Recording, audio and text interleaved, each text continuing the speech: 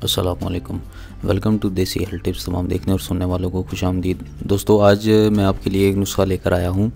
ये नुस्खा मैं पहले भी बता चुका हूँ। बहुत सारे लोगों के कमेंट्स की वजह से उनको कन्फ्यूजन हो रही थी इस नुस्खे बारे में उनको इस बारे में कुछ मसला आ रहा था। बार बार लोग कमेंट कर रहे थे कि यार ये क्या, ये समझ नहीं आ रहा, किस तरह कर रहा है, ये है वो है। दोस्तों, आज की जो वीडियो है ये है औरत की शर्मगाह में लहसुन रखने का कमाल। यानी कि थूम का एक टुकड़ा जो है वो अगर औरत की शर्मगाह के अंदर रख दिया जाए तो उसका क्या बेनिफिट होगा, उसका क्या फ़ायदा होगा। ठीक है जी, इस टॉपिक पे है वीडियो।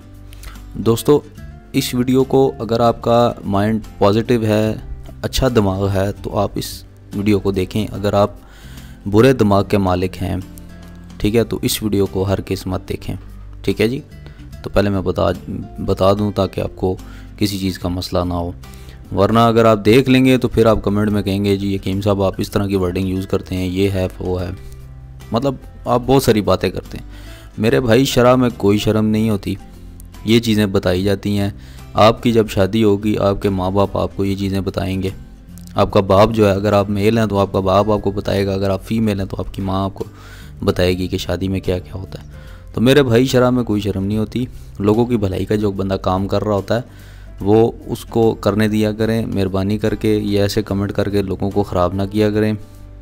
लोगों की इस्लाह के लिए हम बैठे हुए हैं, यहाँ चस्के लगाने के लिए नहीं बैठे हुए। अगर चस्के लगाने हैं आप लोगों ने तो बहुत सारे चैनल यूट्यूब पर मौजूद हैं जो गंदी गंदी स्टोरियाँ भी बताते हैं और चस्के भी वो लगाते हैं। ठीक है जी।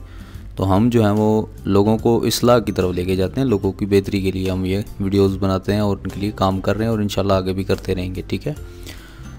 तो दोस्तों, नुस्खा शुरू करने से पहले मैं इसकी थोड़ी सी आपको डिटेल बताता चलता हूँ कि ये बहुत सारे लोगों ने कमेंट किया कि हकीम साहब इस नुस्खे के बारे में हमें प्रॉपर्ली समझ नहीं आ रही। क्या लहसुन रखने से औरत की शर्मगाह तंग हो जाती है? लहसुन रखने से औरत का जो है वो हम हमला का पता चलता है या क्या, इसका क्या सीन है, हमें कुछ समझाएं। तो इस हवाले से मैंने सोचा कि वॉइस की वीडियो बनाऊं, क्योंकि ये वीडियो मैंने तब अपलोड की थी जब मैं वॉइस में अपलोड नहीं करता था, सिर्फ इमेज पे नुस्खा लिखकर तो उसको अपलोड करता था। अभी मैं वॉइस का काम शुरू किया है, तो आगे इंशाल्लाह 23 को मैं लाइव नुस्खे भी बनाकर दिखाऊंगा इंशाल्लाह। तो इसलिए मैंने आपको सोचा कि ये वीडियो दोबारा बनानी चाहिए। दोस्तों, इस वीडियो में कोई इतनी पेचीदा बात नहीं है।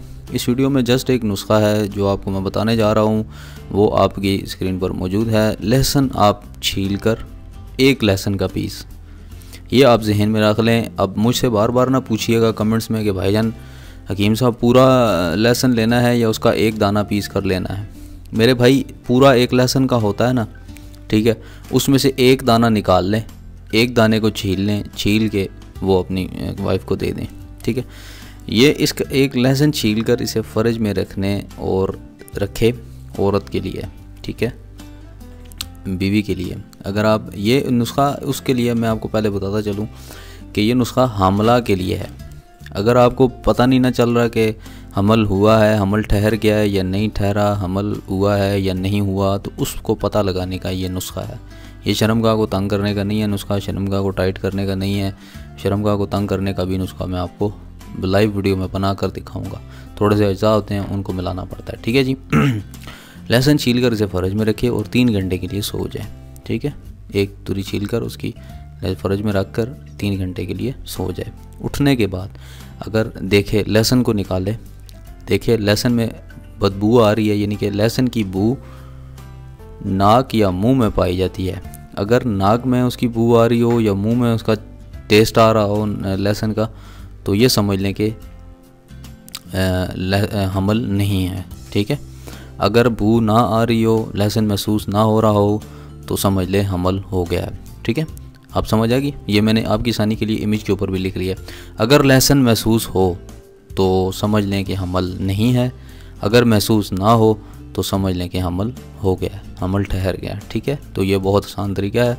इसका ये फ़ायदा था कि ये देसी इलाज है, लोग पैसे खर्च करके अस्पतालों में जाकर चेक करते हैं।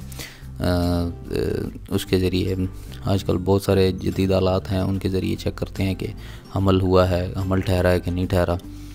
تو یہ بہت آسان اور دیسی طریقہ کار ہے. یہ پرانے وقت میں لوگ اس طرح کے طریقہ کار استعمال کیا کرتے تھے.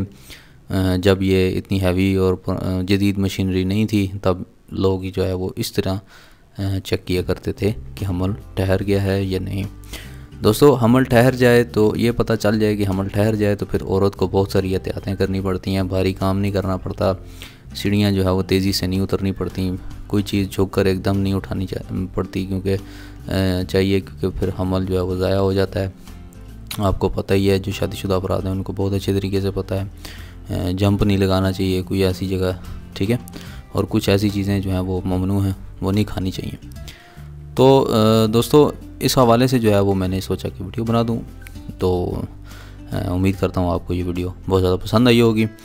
دوستو یہ تھی ہماری آج کی ویڈیو نسخہ. امید کرتا ہوں آپ کو بہت زیادہ پسند آیا ہوگا. تو ملتے ہیں اگلی کسی اچھی ویڈیو کے ساتھ. تب تک کے لیے مجھے اجازت دیجیے. اللہ حافظ.